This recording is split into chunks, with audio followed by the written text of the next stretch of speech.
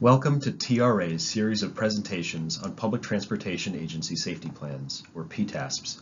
In this presentation, we'll be looking at how to implement a PTASP to meet federal requirements and improve safety outcomes across your agency. For more than 25 years, TRA has provided technical and management consulting services in transportation and transit system safety, regulatory compliance, operations, maintenance, capital investment programming, asset management, security, and emergency preparedness. TRA is one of the most trusted consulting firms in the U.S. transit industry. We've worked with transit agencies of all sizes throughout North America, including both bus and rail. Our expertise runs the gamut in public transit, and we also provide legal and policy expertise in public transit regulations and compliance. So you've done the gap assessment, have a good understanding of the processes in place at your agency, and have written the PTASP. Now comes what may be the hardest part, actually implementing the SMS program you've described in the PTASP.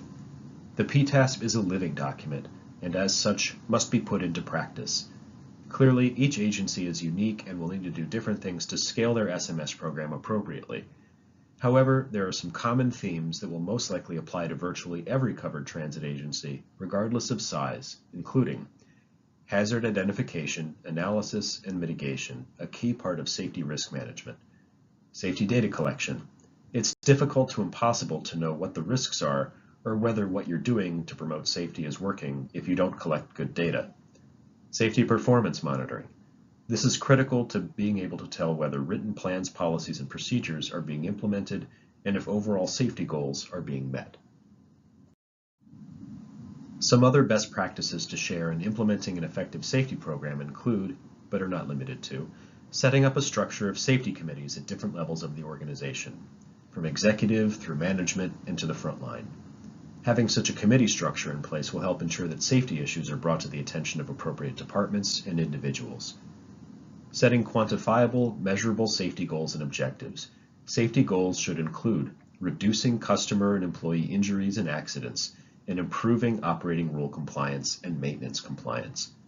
To that end, having a robust process to regularly audit and inspect safety-critical operations and maintenance functions can be one of the most effective ways to assess the overall culture of safety.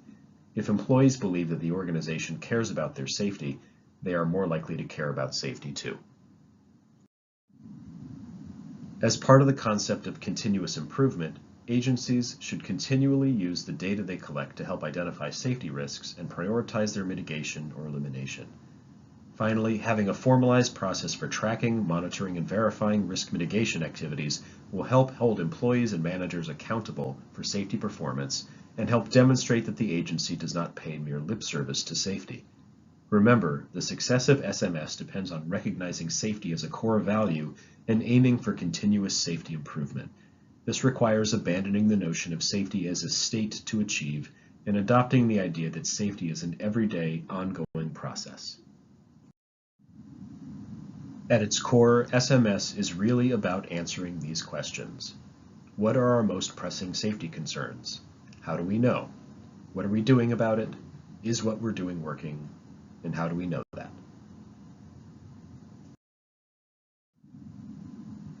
If you're interested in hearing more about Public Transportation Agency safety plans, check out TRA's series of presentations. You can find all of them right on our website at traonline.com.